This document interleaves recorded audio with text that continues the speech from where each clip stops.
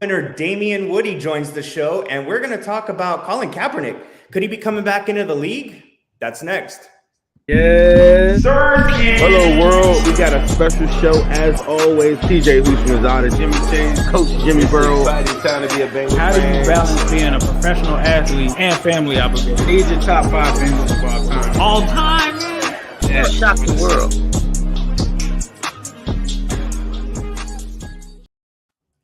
Welcome to the Wincinnati Podcast on this beautiful Thursday. I'm Sova, sitting in for Ace. Ace isn't with us tonight because he had to be traveling, so some scheduling conflicts there. We canned him. He's out of here. No more aces. Just Sova. I'm joking. Sova and Zim. It doesn't have the same ring to it, but we still got Zim here. Zim, how you doing, brother? I'm doing really, really good, man. I want to introduce you guys. If y'all haven't met our producer, Ryan, he's filling in for Ace. Ace is doing his thing. Ace is not going anywhere. I was just joking. I don't want to take a sound clip or anything for that. But Ryan is going to try to do what Ace does, but he probably won't be able to do that because Ace is really good at what he does. Ryan is really good at what he does, and I'm not that good, but they somehow just keep on letting me keep on rocking out here on Wincinnati. So we do have a big interview today. Beautiful weather today. I don't know if you know, Ryan, I have a pond, and a couple of my fish had died a couple of weeks ago. So I got the environment, the pH levels I just tested. They're really strong. We're feeling good. I'm maintaining, and I have my sanity back. So I'm really excited about that. What's going on in your world? Not a lot. Just I'm seeing some things on social media that are really bothering me right now, and the word fluke in regards to the Bengals has been thrown around way too much, way too often for my liking. So I kind of got to get it off my chest a little bit that people are calling that remarkable 2021 season a fluke. Because first of all, to be a fluke, you need the privilege of hindsight to look back on failures. So what we witnessed last year was a great run by an elite quarterback, the most talented receiving core in the league, and super talented running back, an opportunistic defense, all things you need to get back, all things you need for success. What we watched last year was them make a run through some of the best teams in the NFL and come half a second short of the greatest touchdown in NFL history that would have ended with Joe hoisting the trophy. Now, what we haven't had are seasons of failure after that. You can't call something a fluke without having seen it fail. So we saw the success, but we haven't seen them fail to recreate that over and over. And that's what a fluke is. A fluke is something that came out of nowhere and have never ever been able to be repeated again. Similar to what Flacco's Ravens did. So we saw them. They never got back. They won the one. Congratulations to that franchise for winning the second one. They won it, but they never got back again. I don't know. Right. I don't know. Maybe I'm reading too much into this. Maybe this makes me too upset. What are your thoughts, Sam? I just like seeing you get a little fired up. If you guys don't know, Ryan, he's a pretty even kill guy. So that was a little fiery for him. You know, some of the stuff gets very exhausting. You know, we were in the spaces earlier where tensions kind of got high, different things. It's totally different than a show. I like doing a show because it kind of gets me away from it. And I kind of take a deep breath and I say, okay, this is what I think people are, you know, are thinking and all these other things. But I always get back to the same point. Like, I can't play in a game and I can't make these people feel the same way I feel. We're Bengals fans. So one of my mottos in life is that no one's going to feel as passionate about something that you love. Am I saying that right? Nobody's going to feel as passionate about something that you have a passion for or you love it, and you can't really force anyone to see it. The only way you could do is show them. So I get that. I know the Keyshawn Johnson one set a couple people off. There's a lot of bad takes out there. I saw a top 5 from shout out to Austin Gill, shout out to PFF. But he had Mahomes as number 1. Joe Burrow wasn't in the top 5. And now this is from a metric system that had Joe Burrow as their number 1 rated quarterback. But yet the guy, Austin Gill, who we've had on the show, he doesn't even have Joe Burrow in his top 5. So there's a bunch of that stuff going on. I thought one of the key points that I think really resonated to me, I think TJ had told me this, a couple of other people told me this, is that now that we see the Bengals in primetime and we got 8 primetime games, I know it's really 5 primetime games, right? But there's 3 4 o'clock games too, that they're like the number 1 slot. So now that everybody's looking, because one thing I do catch myself doing, and I don't know if you do this, is like, I'll ask somebody, people will say, yeah, I love Joe Burrow. I'll say, what was your favorite Joe Burrow game? And the average person, that's a good one. If you're listening to this, ask somebody, what was your favorite Joe Burrow game? Like the one he wore the Cartiers to. I did that one today, and the dude said, man, I saw all his games at LSU. And I'm like, okay. So you never saw him in the NFL. So now, while everybody's looking, while they say, quote unquote, everybody's hunting for him, this is the time where we got to show them, and that's how I think the message that we're trying to convey will come through. But I empathize with, I share your same sentiments on everything you just said. Yeah, well, I appreciate you giving me the space here to unload that off my chest and get that. It's been bothering me. You feel better now? I feel better now. I do. I think I'm ready to go. I'm ready to tell everyone that we've got a really big show tonight. Earlier in the week, Ace and Zim were able to catch up with Damien Woody, 2-time Super Bowl champion, current ESPN analyst. They talked to him about the Bengals' aggressive offseason and how the national media still disrespects this team. So Damien Woody kind of breaks down why he thinks that is. Also, if you missed the Eli Apple interview on Tuesday, go back, go to YouTube, watch it. Go to Spotify, go to Apple, wherever you listen to your podcast, download it, listen to it. It was a really, really candid conversation with a guy that, I feel is pretty misunderstood and really balled out last year after some really tough years with other organizations. Also, Colin Kaepernick, could he be making a comeback? Maybe. He tried out with the Raiders on Wednesday. We'll sort of talk about that and break down what that could potentially mean for the AFC.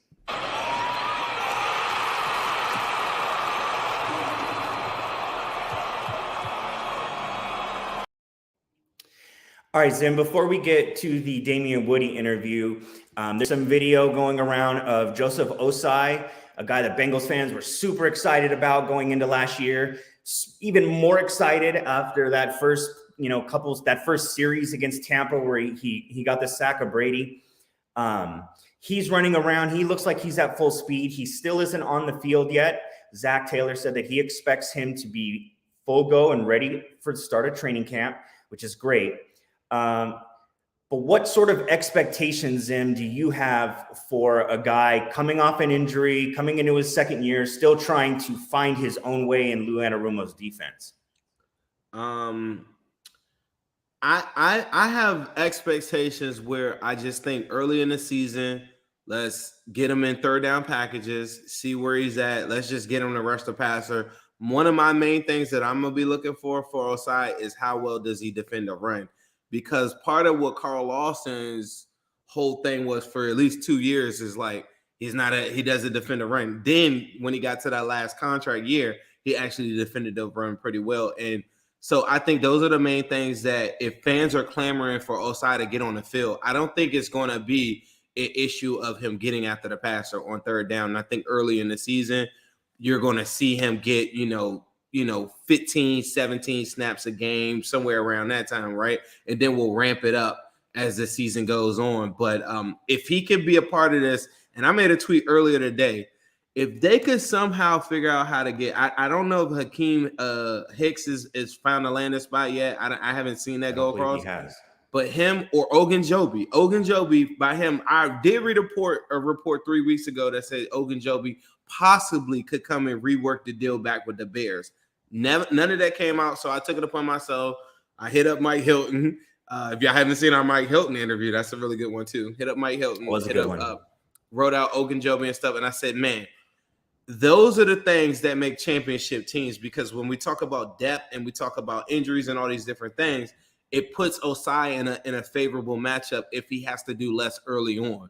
by the time we get to the end of the season and you're going against teams like the Bills and stuff like that, a fresh Osai coming into his own and stuff like that, those are the things that I look for, is for a full, healthy, bill of health, and just to maximize all the games that he can play this year. That's all I really, really, really want. If you're asking me a sack number or something, I really don't care. Just be productive and be available. Yeah, absolutely.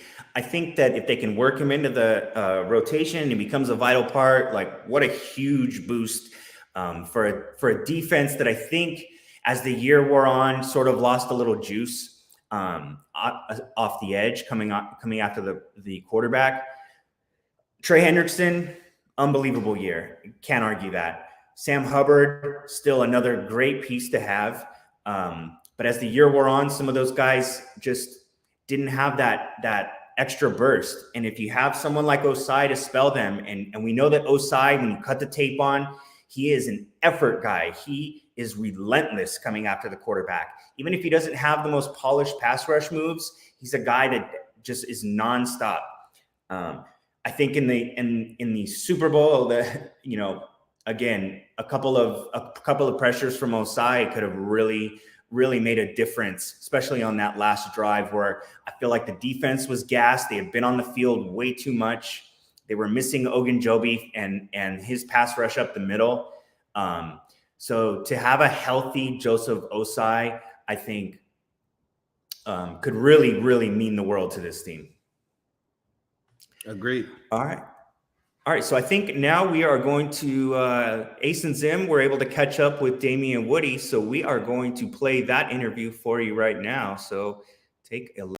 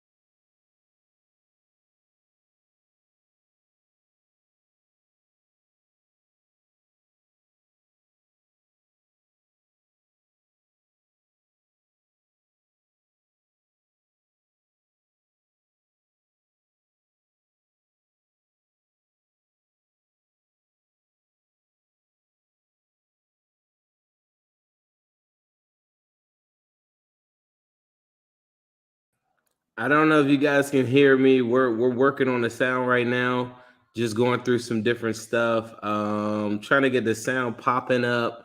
Thank you guys for your patience.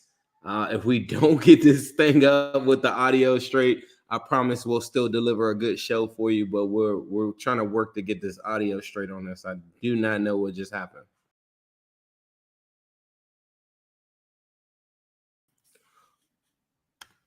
Let me ask you, okay, but you guys can hear me. So what I'll do right now, somebody said we're doing some lip reading. What we could do right now, since, for the spirit of, we got a bunch of people in here right now, we could do a quick Q&A, if you guys got any questions that you want to ask me right now, let's talk about a couple of different things while we get this straight. I want to just ask yeah, you can't hear the video. But what I was gonna say is let's get some Q&A stuff going on. I hate the fact that the podcast is gonna have me talking about this. But if you guys got any questions, we were just talking about Osai and the expectations that Osai has for this upcoming season. For me, I think the goal is not to put too much on him earlier in the season. So that's something that's not going to change. So for me, I think people talking about sack numbers and stuff, I really want the pressures, and I just want him to be consistent. And so many of the times that we get in these spaces, people are talking about how somebody was injured and what somebody would do. Part of being a great football player, I think, is just being available. So I think that's really dope. What's up, Mon? If y'all haven't checked out Bengals Pulse on our Wincinnati network, please make sure you do so. We got a really good group of talent that we got lined up. We actually have a new show coming up this week too with my boy E. If y'all haven't heard, the new Wincy is another show that we're doing with my man G Money. But the new Wincy is really good too. Let me go to some of these questions. What late additions do you think the Bengals could potentially add? For me, I think they need to add a veteran offensive lineman at some capacity. I think that Riley Reef, I know that the retirement stuff is around him. So if Riley Reef is a guy that still wants to play, I think he would serve. He would be really big to have them at a backup right guard position. People talked about Quentin Spain. I think that ship is sailed with the drafting of Volson, because you got to think it's Carmen's job to lose. You come back with Volson as the backup. Maybe Volson beats him out. This way, Deontay Smith and Isaiah Prince are your backup swing tackles. But at the guard position, I really think that like a Riley Reeve, some veteran leadership in there would really go a long way. I heard about the Scotty Washington making an impact at tight end. It's such a hard position to transition into. When I hear those reports of people saying that, I always kind of take those with a little bit of pause. So we'll see how that goes. Ryan messaged me and said that we're going to try to give you this Damien Woody interview. In the Damien Woody interview, we talked about Josh Allen. We talked about what he thinks the Bengals are going to do. There's a lot of different things that I think are really good. Adeniji, I need Adeniji deeper on the depth chart. Yeah, I think Adeniji may be the last man off the bench, but I like him better at tackle. People have told me plenty of times that check the films him. He doesn't look good at tackle either. How do you think we'll be creating interior pressure? T from DYT says that, and that's part of the reason I wanted to do that is because Ogunjobi, when he was gone, it just was not enough. And I think one of the main reasons that we didn't win the Super Bowl is because Ogunjobi was not there, one of our more elite interior pass rushers. So let's give this a try. If it doesn't, I'll answer a couple another questions. Mon asked about another wide receiver. I'm not sure. Let's try this again. Ryan, cue it up, and let's see if we can get something to happen and go.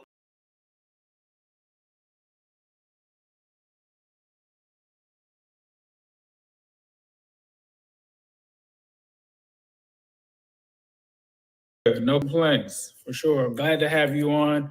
One thing that we wanted to bring you on was obviously to talk about the Cincinnati Bengals and their offseason. What are your impressions of what the Bengals did this offseason? Yeah, I think, listen, if you're a Cincinnati Bengals fan or just an outside observer of the Bengals, you know, the one thing that was really apparent last year was the offensive line play. Like, that's the one thing that really stood out. This was a team that, you know, won the AFC and represented the AFC in the Super Bowl behind what most people call a subpar offensive line. You know, you got the quarterback, you got the weapons, you know, wide receiver, running back.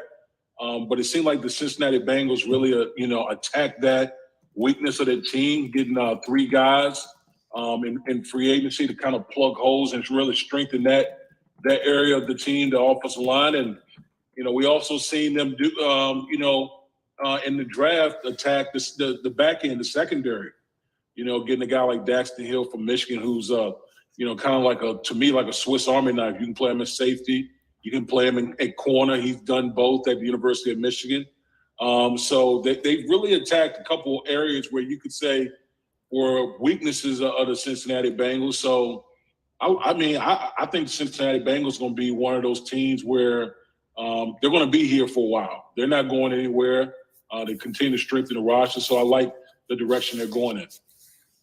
Man, I was just, going back and looking at stuff. For a lot of people don't know, you were a first-round pick as well, right? Mm-hmm. So first-round pick in 1999. So with that, and then your transition to now, where I know a lot of kids that are watching you now don't know, about, like your history in the league and everything like that.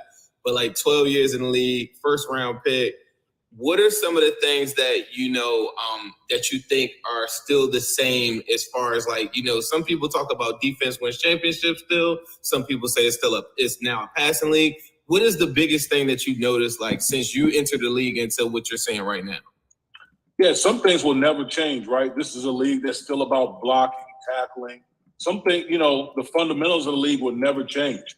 It's usually number one, you need a quarterback. You're going to need a quarterback. You can't win without a quarterback. It's just impossible in this league. It was that way when I was in the league, and it's that way now. That's number one. Number two, I think the Bengals were an outlier last year in this regard, but, you got to have an offensive line. If you look at traditionally in the postseason, the teams that are in the postseason have good offensive lines because it's a blocking, tackling league.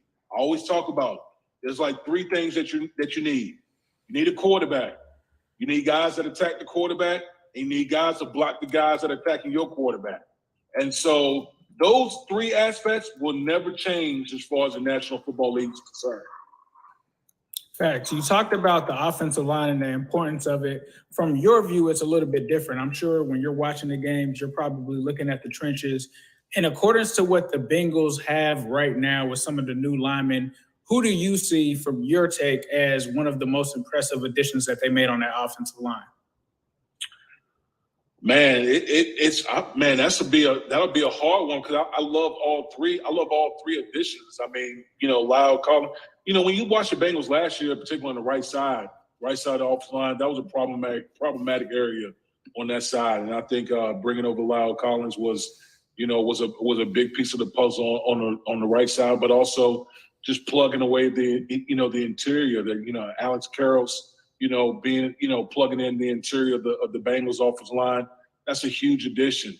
I forgot the guard's name from Tampa Bay that came over as well. So I think all three of those guys are big additions up front because, man, you give Joe Burrow time, man. We saw last year how much Joe Burrow was just making things out of nothing, making plays when the pocket was completely broken down and just getting the ball to his playmaker's hand. Now, can you imagine if Joe Burrow actually has time to really dissect defenses? That's a scary proposition, man. So I think I think those three acquisitions were huge for the Cincinnati Bengals. And who knows where this Bengals offense can go when you have legitimate play on the offensive line. That's the thing, I guess as a Bengals fan, and for people that don't know, I was talking to Damien Woody like a little bit in the spaces. If y'all don't know, Twitter Spaces right now, like I've been telling y'all, is changing the game. I've been seeing you lurking in a bunch of different spaces, but that was my message. The room that I was in was absolutely destroying me because they hate me on Twitter Spaces because I really do this stuff every single day, I guess. I don't know. But that was the main concept to me is that quarterback is king. The Bengals, the deficiency was offensive line. What do you think from an outside perspective, from your eyes and you're looking at all these different teams, what is it going to take for the Bengals to get over this hump? Whereas as fans, people like myself, as you saw in that Twitter Spaces, I'm saying, why would the Bengals not be the number one choice? They're the defending conference champion, and now they fixed their biggest deficiency, and then everybody's like, no, you still don't have it. What do you think is going to take for the Bengals to get over that hump? Yeah, I think it's a couple things, right? I think number one, I think the Bengals are still fighting perception, right? For so long the Bengals been down. 2 years ago they were 4-12. Last year they won the AFC, won the Super Bowl. So people are still kind of giving the Bengals a side eye, like, was last year fluky or just for real? Like I think people recognize like, yeah, the Bengals got legit players. There's no question about that. But people also want to see, okay, y'all did it last year. Let's see if y'all can sustain it. Let's see if y'all can do it again. And so I think that's probably the biggest thing that we're seeing from a lot of people is they want to see y'all repeat it again and not just be a one-hit wonder as far as, being successful. I think that's really to me, that's the biggest thing, man, is just going out there, especially after Super Bowl year, right? Because when you go to a Super Bowl, guess what happens a year after that? Now people not sleeping on you anymore. People recognize like, okay, these boys have arrived, so we need to bring our A game when we play them. There's no sneaking up on anybody. You're going to come in and you're going to be, quote unquote, the hunted. That's what it's going to be. So I think that's the way people are going to perceive the Bengals this year. For sure. And you're right about that. I mean, it's weird for Bengals fans, I think, for us, because we've never really been the hunted. We've always kind of tried to do the hunting, going after the Kansas City Chiefs. I still feel like we want to hunt the Buffalo Bills because everyone is counting us out against them. But shifting things to the division, I know that you're a fan of what Cleveland has done in the offseason. Know that you expect Baltimore to bounce back.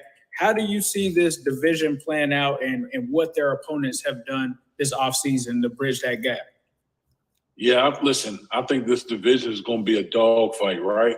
It's going to be a dogfight because you look at every team in the division, there's not a slouch in the division. And everyone has something going on in the division. You look at Baltimore. Baltimore had a slew of injuries last year with a lot of key players. You would have to expect Baltimore, those guys are going to come back healthy, and Baltimore is going to be Baltimore. So that's number one. Cleveland. I think the biggest thing with Cleveland is, how long Deshaun Watson will be suspended. Because the last time we watched Deshaun Watson play football, Deshaun Watson was a top 5 quarterback in this league. And the Cleveland Browns have a legit roster. No one can deny that the Cleveland Browns have a legit roster. So I think everyone is kind of sitting back and waiting, seeing, how long is the suspension and can they hold the fort down until Deshaun Watson comes back? And then with the Pittsburgh Steelers, they got questions at quarterback position. We don't know what they're going to do. Is it going to be Mitchell Trubisky that they signed in free agency or Kenny Pickett, who they drafted in the first round? We don't know what the quarterback situation is going to be. But the one thing that we know, Mike Tomlin's never had a losing season since he's been the head coach. So Pittsburgh is never going to be a team that's going to lie down. And so when I look at this division, the Bengals are here. The Bengals are here.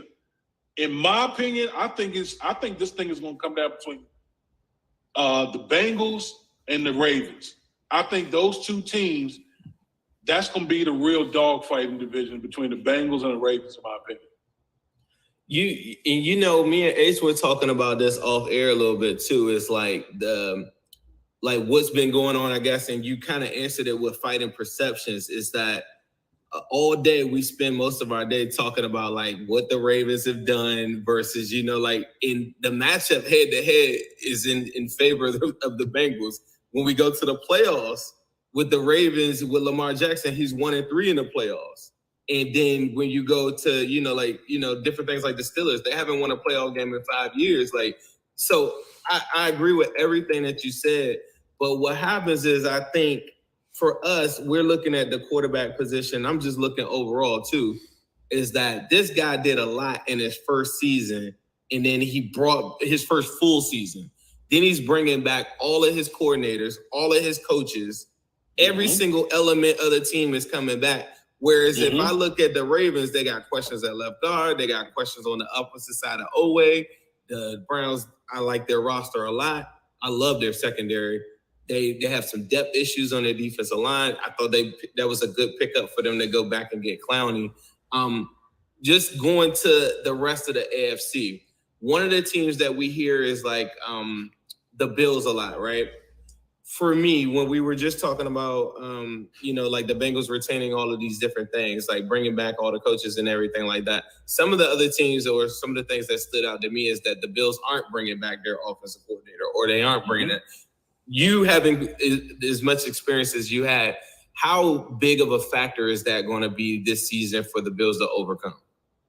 Yeah, listen, I think, anytime your primary play caller moves on, becomes the head coach of the New York Giants, that could be something. That could be an issue, right? The one thing I will say about, the Bills situation is Ken Dorsey, who was already on the staff, he's been promoted to offensive coordinator. So you would think that the system is not going to change. The verbiage is not going to change. The terminology, all the things are going to pretty much stay the same. So they have that going for them in their favor. It's to be known. We don't know if he's, what type of vibe he's going to have as a play caller, but you would have to think the system is going to be the same. Me personally, I got the Bills as a favorite because I think that the way the Bills culture and structure has been in place for a while. Like Sean McDermott has built a special culture there. Each year, it seems like they've gotten better and better and better. They've added Von Miller. They've added a lot of pieces, particularly on the defensive side, kind of address things deficiencies that they had, particularly against the run, and Von Miller being that closer pass rusher that they needed. Because we always reference the 13 seconds against Kansas City Chiefs, right? So I think that this is going to be a year for Josh Allen. Like, Josh Allen it's time. Like, we can't keep talking about how talented he is and all that, because he's talented. If you're going to make a move, you got to make a move. Like, it's time now. There's no more excuses for the Buffalo Bills. So, yes, I picked them, but, man, if they fall short, man, to me, that would be a huge disappointment for the Buffalo Bills.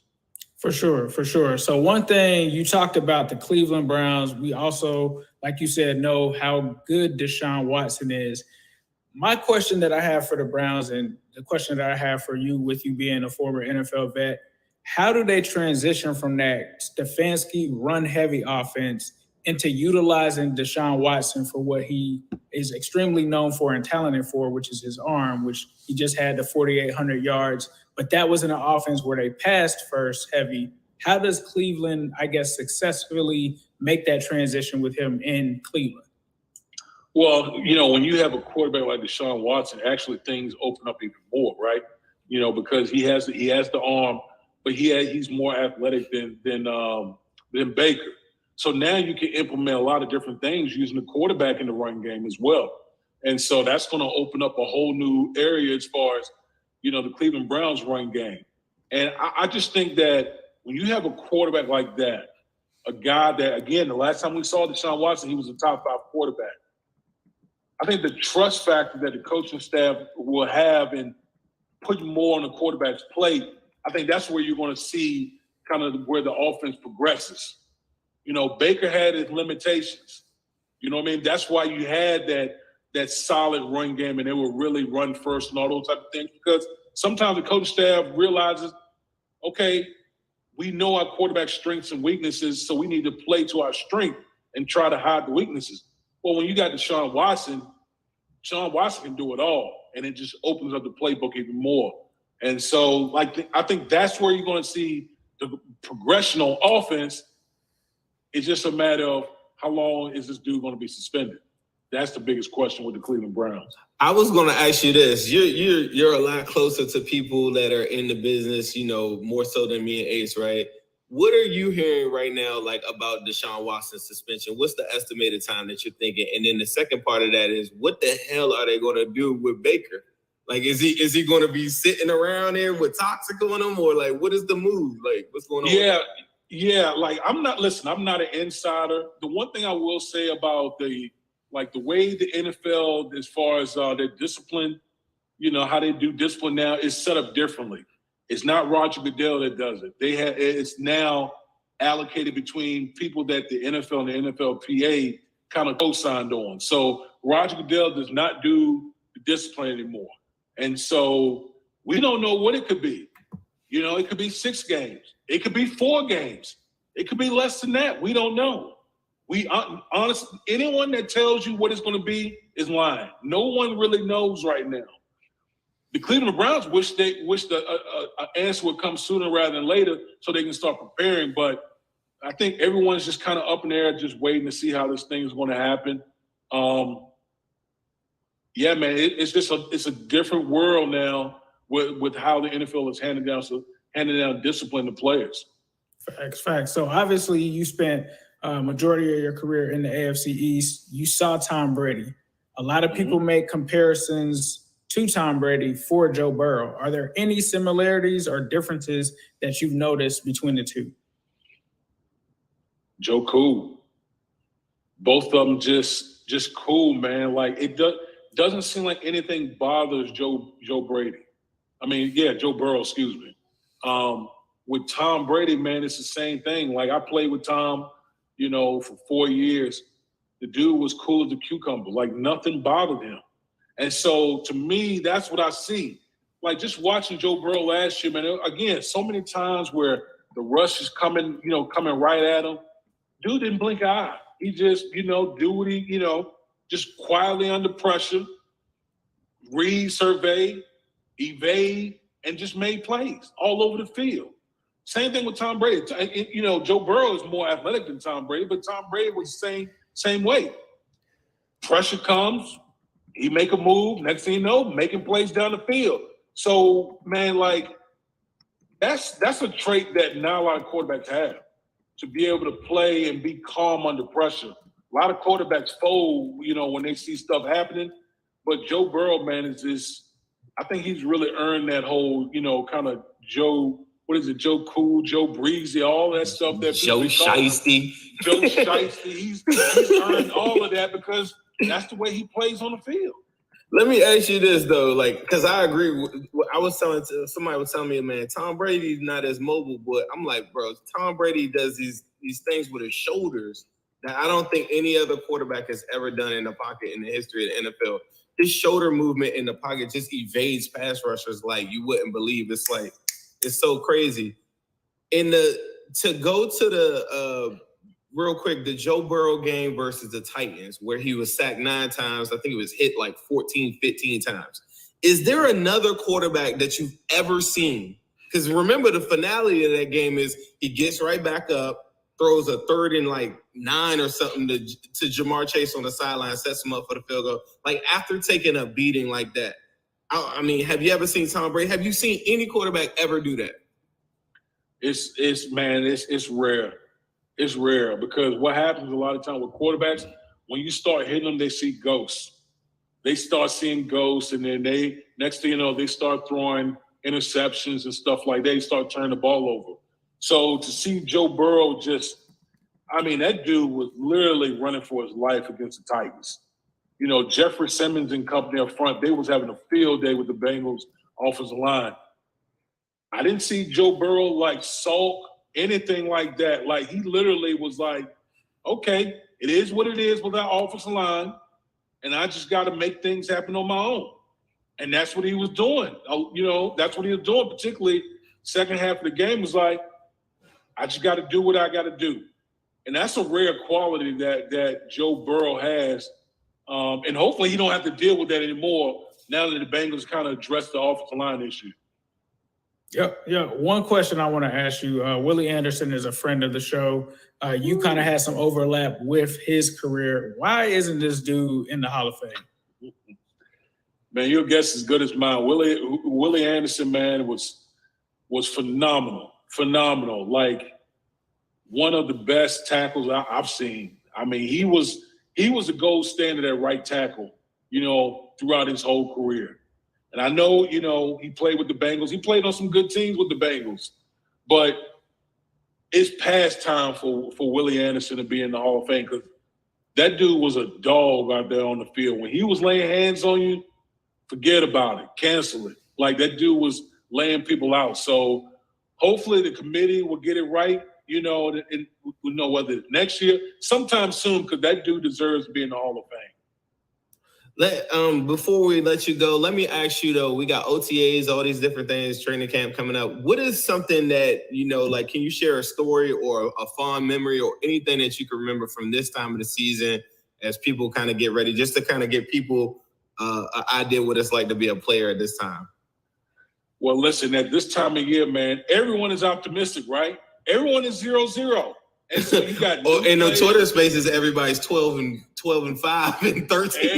Everybody's winning the chip in the Twitter spaces. Everybody. Right. I don't care with Twitter Spaces. I've been in Jacksonville Twitter Spaces, and they be like, "Oh, we about to go to the playoffs and get it in." So it really is a beautiful thing, man. It's the optimism.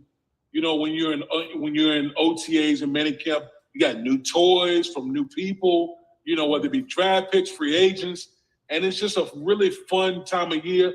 A lot of trash talking between fan bases. I love that. So I love this time of year, man. It's great. Then we get to week one, and then we get to add it all up come week one. So I'm just ready to get things But from a player standpoint, do you have what is it like? Is it just like a period like, damn, we gotta go out here, or is it a time in your career where you were just like, nah, this is my chance to go prove it, or like, what is it like to be a player at this time right now? Yeah, I mean, look, this time of year, there's nothing that can be proven in shorts. You know what I mean? Like, it's fun being out there with the guys and getting out on the grass, but you can't prove anything in shorts. It's only when you get the pads on is when you start, okay, now we're going to separate from the boys from the men when the pads come on. So this time of year is what I call fluff. Training camp is a totally different animal. That's when you start separating yourself from other players. Facts. Well, Damien, we want to thank you once again for coming on to the Wincinnati Podcast. Definitely wish you more success. You've been doing a great job over there as an analyst, as a former player. So we appreciate you for taking some time out to stop by the Wincinnati Podcast.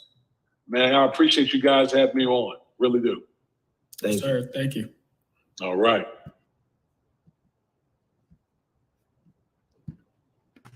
Let me unmute myself. All right, guys. That was the interview with ESPN's Damien Woody. Ryan, I know he looks a little bit different than Ace. Ace transported himself and teleported into an interview, and then he went off, and now Ryan's back. And now here we are, Ryan. Give me your thoughts as we reflect on the Damien Woody interview. Anything stand out to you? Well, I think the biggest thing is I loved hearing him talk about Willie at the end there. It is a huge black eye that for the Hall of Fame that Willie Anderson isn't in the Hall. There's some other players we could go through as well, like both Kens should be in, obviously, but the fact that Willie keeps getting left out is really embarrassing.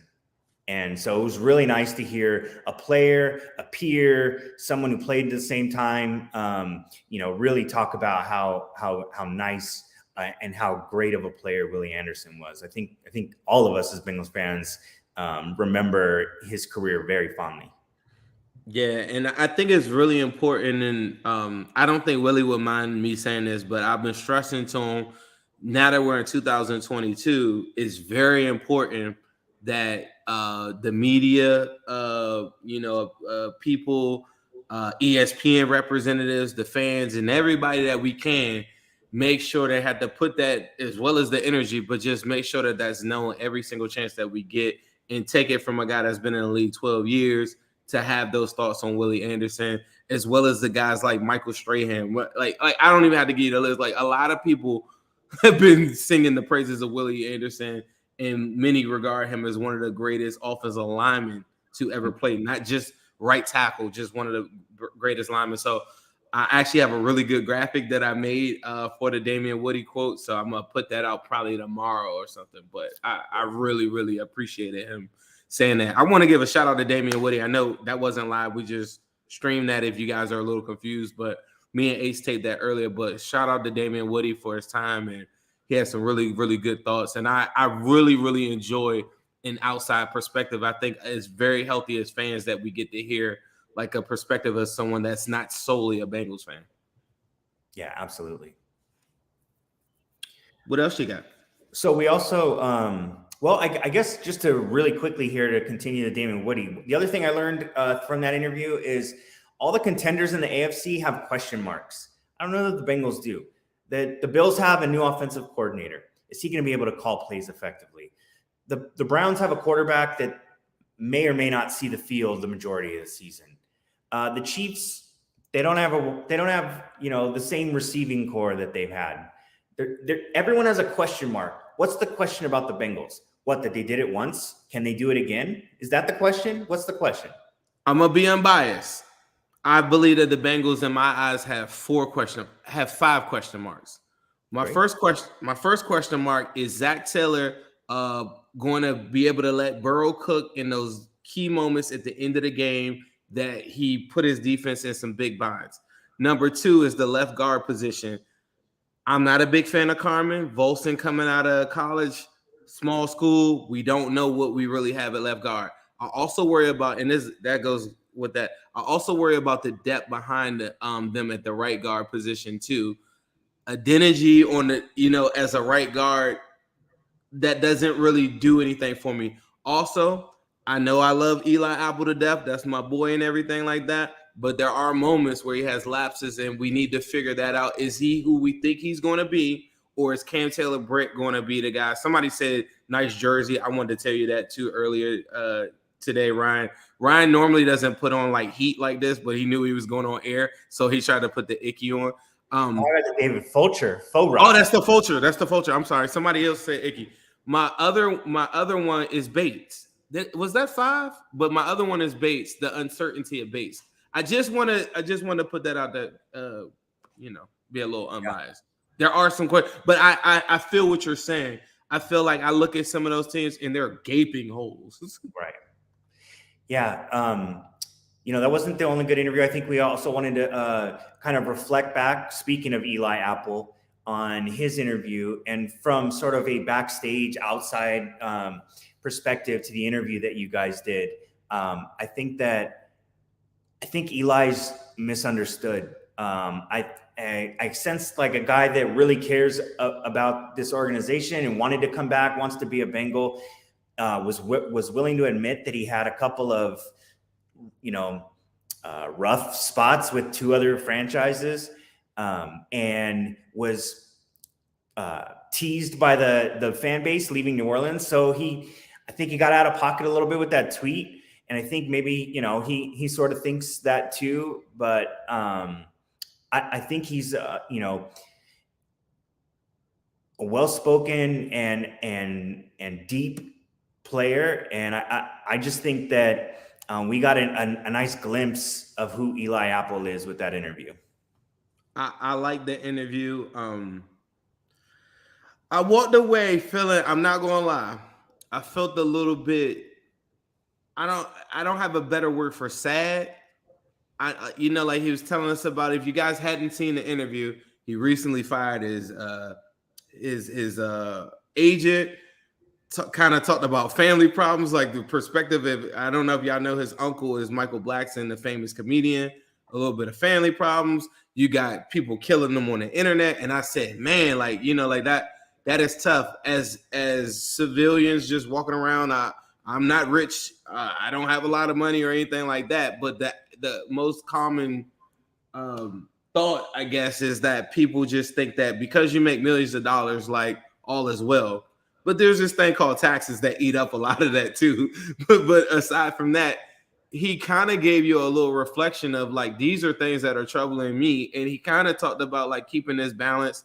We had a part in the show too, where we read like bad tweets and stuff like that. And I think he took it well, but I did kind of sense like, man, like he probably reads this stuff like every single thing.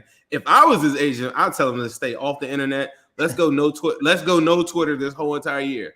Because I asked him, I said, does this stuff fuel you? And he said, no, not really. It's not that serious. Well, if it ain't fueling you, then let's just get off of Twitter altogether. So if you are watching this pod and you had not seen the Eli Apple interview, please make sure you check it out.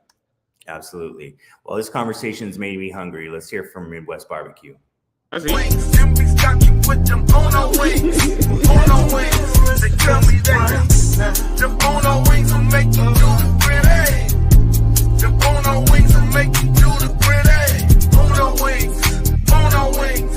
Come and get them Uno wings. Uno wings. Who they gonna be? Them Uno wings. Uno wings. MB's got you with them Uno wings. Uno wings. They tell me that the Uno wings will make you do the grenade. The Uno wings will make you do the grenade.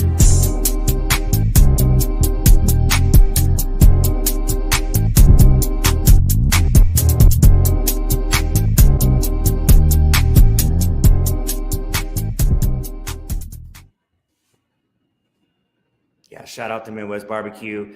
I've never been. I can't wait to go when I. You never been to Midwest Barbecue? I can't wait when I get back. When I get back to Cincinnati, I can't wait to go. I'm all the way in Los Angeles, so I can't. Right, just pop but in. still, come on, Sova. Listen, Tim, if you're listening to this, Nicole, if you guys are listening to this, we're gonna roll the red carpet out for my man Ryan. We're gonna get this thing going because if you enjoy wings, you enjoy ribs, you enjoy anything you could think of that involves food. Midwest Barbecue, Midwest Best Barbecue is the premier spot, I feel like, and I love it. And I'm not saying that just because they help us out on the show.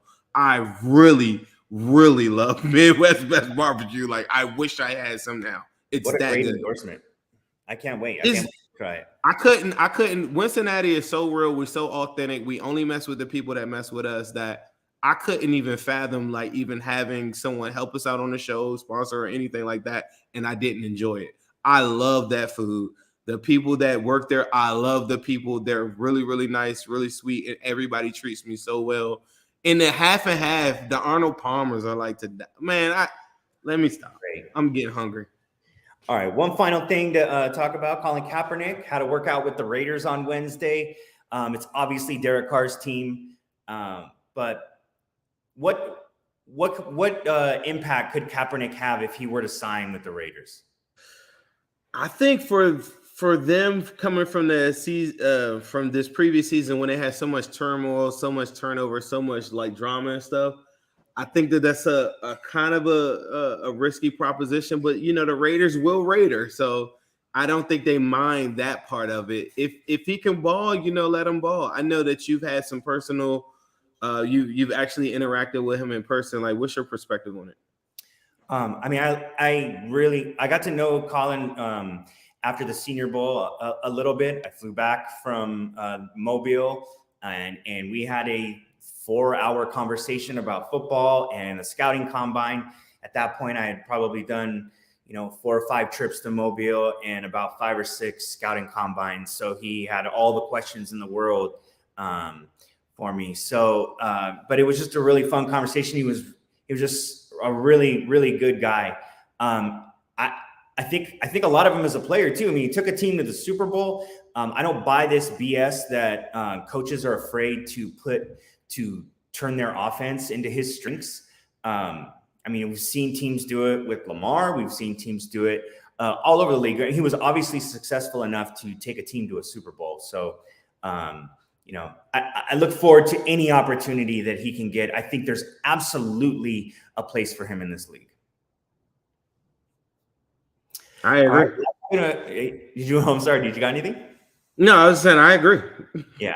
It's hard to disagree with you, Ryan. I don't. You can't come on the show often and like do this. You just got to get behind the scenes because I agree too much, and people don't like that on these shows.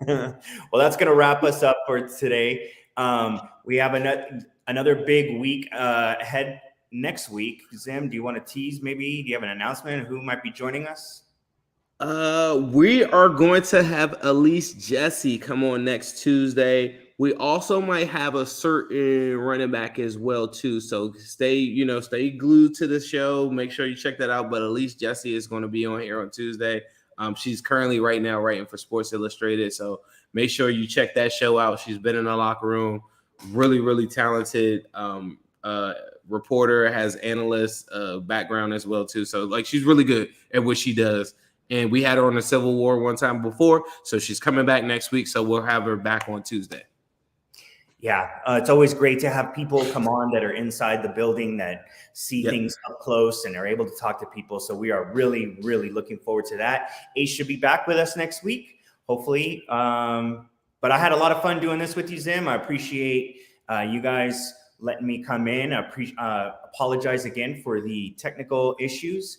But don't forget to like, subscribe, go to Apple, Spotify, YouTube, everywhere you can be a part of the show. Yes, sir. Wincinnati. Thank you, guys. Appreciate it. Hello, world. We got a special show as always. TJ Wincinnati, Jimmy Chase, Coach Jimmy Burrow. How do you balance being a professional athlete and family obligation? These are top 5 Bengals of all time. All time. That shocked the world.